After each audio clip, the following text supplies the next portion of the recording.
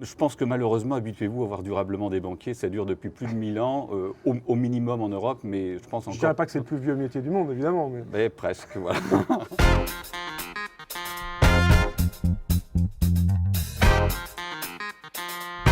Get down to the funky beat. Funky beat. Get down to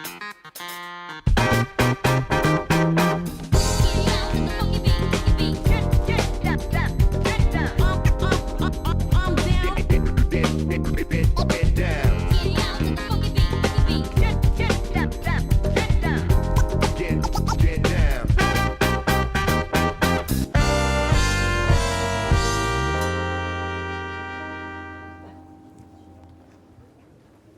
Bonjour Yann Le Jolivet. Bonjour Philippe.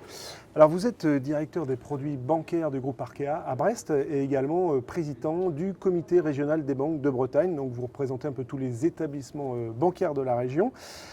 Ma première question, elle est assez simple. Quand on voit votre métier, est-ce que ça veut dire que vous étiez un fan et un grand champion de la bonne paye et du Monopoly quand vous étiez petit?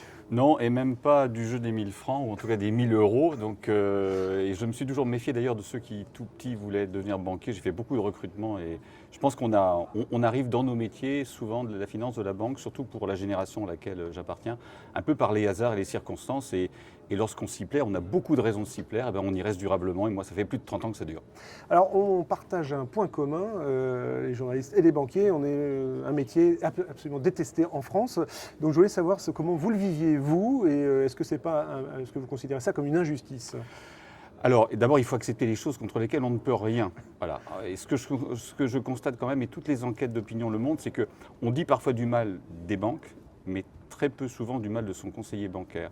Et ces derniers mois encore, alors qu'on sort durablement, je le souhaite, de la pandémie, on a bien vu tout le rôle des banquiers de proximité en soutien tant des ménages que des professionnels.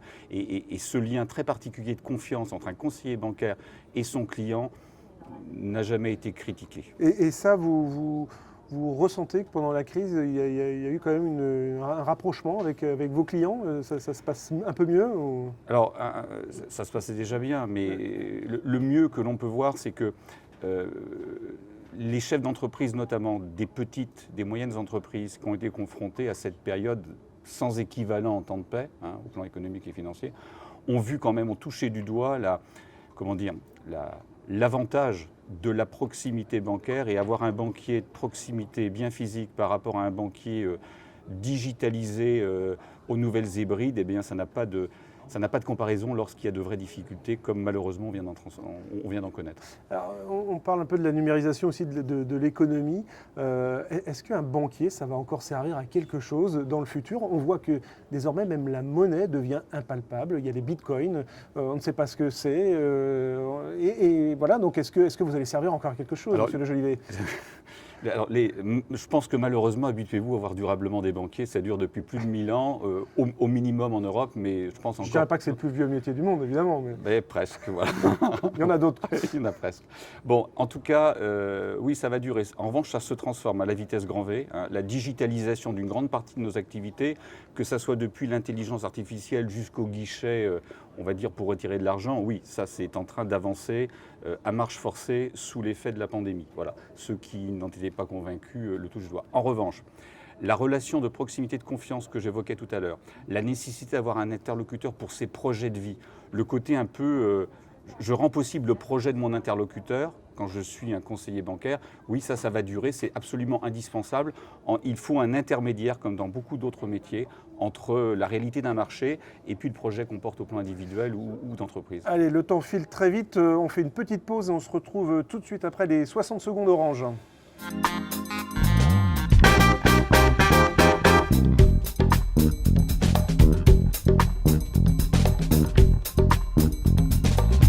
Nous assistons à la montée en charge du numérique dans nos vies avec le smartphone qui finalement est devenu la télécommande de notre quotidien.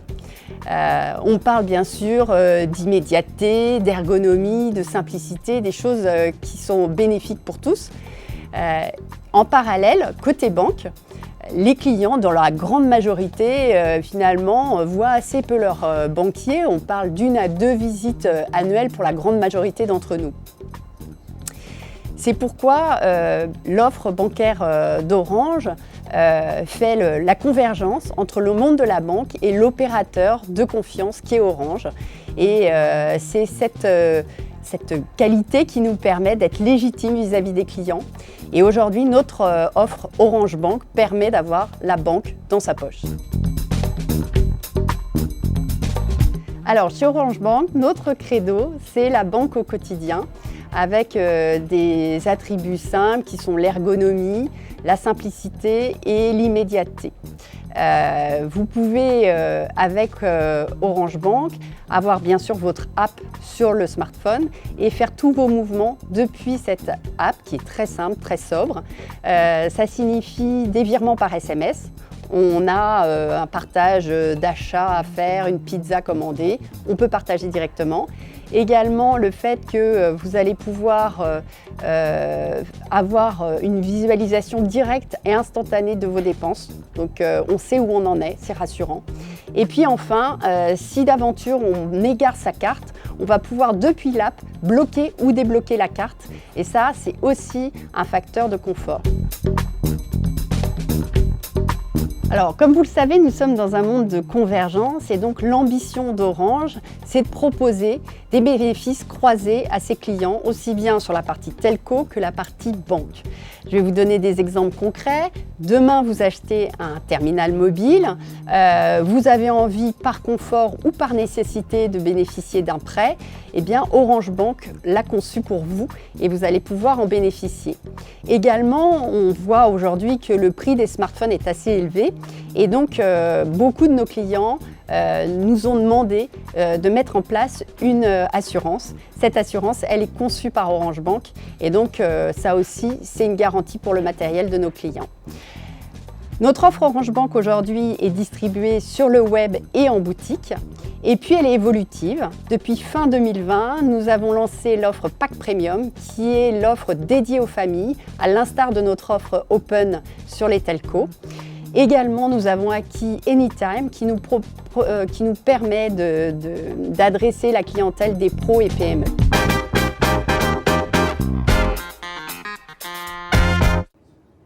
Nous revoilà sur le plateau de 600 secondes cash avec Yann Lejolivet, président du comité régional des banques de Bretagne. Alors, de votre fauteuil, j'imagine, on a une vision très précise de l'économie régionale. Après les mois qu'on vient de passer, comment vont les entreprises bretonnes ? Eh bien, elles vont beaucoup mieux qu'on ne pouvait le redouter il y a encore quelques mois. Il ne faut pas nier le choc qu'ont subi un certain nombre d'activités qui retrouvent progressivement leur capacité d'ouverture. Mais l'économie se porte plutôt mieux, à tel point qu'aujourd'hui, étant entendu qu'il y a des dispositifs d'aide et d'accompagnement des entreprises qui ont traversé la pandémie, on a plutôt aujourd'hui, du point de vue des entreprises, des problèmes de recrutement, voilà, puisque l'activité repart à une très belle vitesse. Et pourtant, il y a quand même une part de l'économie hexagonale et donc bretonne qui a été placée sous perfusion là, pendant des mois, donc avec des aides monstrueuses de l'État, donc à la fois pour l'aéronautique, pour l'événementiel, pour les cafés, restaurants bien sûr. Est-ce que les aides là commencent à s'arrêter ? Est-ce que quand elles vont totalement s'arrêter, est-ce que vous craignez une casse ? Alors, c'est une sortie en biseau, donc il n'y aura pas un arrêt brutal. Voilà. Donc on va simplement, à partir du mois de septembre, avoir une décélération en fonction des vraies difficultés qui perdurent d'activité. Tout l'endettement, ce que vous appelez la perfusion, tout l'endettement qui a été accru pourra venir s'amortir sur des durées qui sont compatibles avec le cycle d'activité. La vraie difficulté aujourd'hui, c'est de maintenir en vie des entreprises qui étaient tout à fait viables avant la pandémie et qui, pour les raisons que l'on sait, c'est-à-dire un stop total et immédiat de leur chiffre d'affaires, n'auraient pas capacité à reprendre leur activité alors qu'elles ont un chiffre d'affaires quasiment assuré, qu'elles ont un vrai professionnalisme, des dirigeants et des salariés qui ne demandent qu'à reprendre le manche. Voilà. C'est là qu'on doit cibler l'ensemble des aides et des accompagnements. C'est d'ailleurs le sens, il y a un plan relance qui a été annoncé il y a une dizaine de jours par le gouvernement, c'est faire en sorte que toutes les parties prenantes soient en accompagnement, je ne dis pas au chevet parce qu'ils ne sont pas malades, mais en accompagnement de toutes ces entreprises qu'on doit aider à survivre. Alors, on parle de l'endettement des entreprises, mais il y a aussi l'endettement des États, et notamment de l'État français. Comment on va faire face à cette dette énorme ? Est-ce qu'il va falloir augmenter la fiscalité, et notamment des entreprises ? Alors, au risque de surprendre, on pourrait le voir dans un autre cadre, mais en fait, la dette publique n'est pas un problème aujourd'hui. D'abord, les dettes publiques ne sont jamais remboursées. Voilà, il faut le savoir. En revanche, ce qui compte, c'est la capacité à s'endetter pour rembourser sa dette. Voilà. Si on devait durablement poursuivre dans cette voie, bien évidemment, la France, comme d'autres pays, n'aurait plus la capacité à s'endetter pour rembourser sa dette. C'est ça la difficulté. Aujourd'hui, il n'y a pas de difficulté. La Banque Centrale Européenne est en accompagnement du besoin des économies. Il y a une homogénéité européenne qu'on n'a jamais connue puisque les 27 empruntent en commun et les taux sont négatifs. On oublie donc l'idée, avancée par certains, d'effacer la dette. Ça, c'est pas possible. Totalement hors de propos et là, on pourrait facilement démontrer que ça n'a aucun sens, ce type de demande. Voilà. Ce sur quoi il faut qu'on focalise, c'est sur l'avenir, comment on sort de cet endettement massif des États et comment on sort les entreprises en difficulté potentielle de ce maelstrom de la pandémie. Allez, Yann Le Jolivet, on fait encore une petite pause et on se retrouve tout de suite après la Minute Hello Work.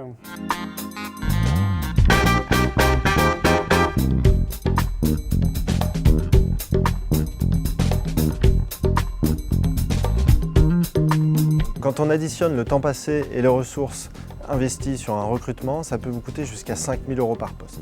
L'objectif pour vous aujourd'hui, c'est de mettre en place la stratégie la plus efficace possible. Pour commencer, mettez en place un système de cooptation. L'idée est simple, vous demandez à vos collaborateurs d'identifier dans leur réseau des candidats potentiels. Ensuite, vous allez mettre en place une stratégie de sourcing. Vous allez créer un site carrière, vous allez publier vos offres sur des job boards. Ces plateformes, comme celle qu'édite Hello Work, vont vous permettre de trouver des candidats qualifiés plus facilement et plus rapidement. Aujourd'hui, la clé, c'est la marque employeur. Pour commencer, vous devez répondre à tous les candidats qui vous contactent. C'est la base d'une bonne réputation. Ensuite, il va falloir vous faire connaître sur votre bassin d'emploi en tant que recruteur. Pour ça, vous allez pouvoir créer des contenus, des articles, des job dating, des formats vidéo. Et vous allez ensuite relayer tous ces contenus partout sur le web, là où se trouvent vos futurs candidats, grâce à une campagne de programmatique. Celle-ci va vous permettre de diffuser ces contenus sur les médias web préférés de vos futurs candidats, sur Facebook, sur Instagram, sur Spotify ou sur Marmite. L'offre d'emploi, c'est l'élément central de votre dispositif de recrutement. C'est là que tout converge. Pour créer une offre attrayante, il faut que ce soit fidèle à votre ADN. Il faut que cette offre, elle vous ressemble. Mon conseil ensuite, c'est de parler un maximum de ce que vous allez apporter au candidat plutôt que de parler de vous. Plus vous montrerez que vous portez de l'intérêt au candidat, à son évolution, à son parcours professionnel, plus vous aurez de chances de le séduire. Allez, nous sommes à nouveau sur le plateau de 600 secondes Cash Works avec Yann Le Jolivet, président du comité régional des banques de Bretagne. Alors, peut-être vous avez vu les émissions précédentes, on réserve toujours une petite surprise à nos invités. Alors évidemment, j'en avais une pour vous. Il se trouve que Arkéa, pendant des années, s'est battu pour son indépendance. Donc je vous ai imprimé un petit billet typiquement breton, sans braise, avec un très beau portrait d'Anne de Bretagne. Voilà, donc je vous offre ce petit billet. Est-ce que c'est toujours d'actualité, ces questions d'indépendance chez Arkéa ? Plus que jamais, en fait, la question d'indépendance et de notre autonomie du groupe, la capacité à accompagner régionalement avec des centres de décision régionaux qui sont en capacité de prendre des décisions au plus proche des besoins, je l'expliquais tout à l'heure, les professionnels et les particuliers, ça reste plus que jamais d'actualité. Et surtout, c'est un formidable projet de mobilisation d'équipes de travail en se disant, voilà, plus on sera autonome, plus on sera indépendant, plus on sera à côté des acteurs de l'économie. Yann Le Jolivet, qu'est-ce que vous allez vous offrir avec mes 100 braises ? Eh bien, je vais le garder parce qu'un billet à l'effigie d'Anne de Bretagne, c'est quand même rare. Et donc, je crois que je vais l'encadrer. Je vous demanderai de le dédicacer. Avec grand plaisir. Merci beaucoup Yann Le Jolivet pour cette émission et cette participation. On se retrouve très vite pour un nouvel invité avec 600 secondes cash. Salut !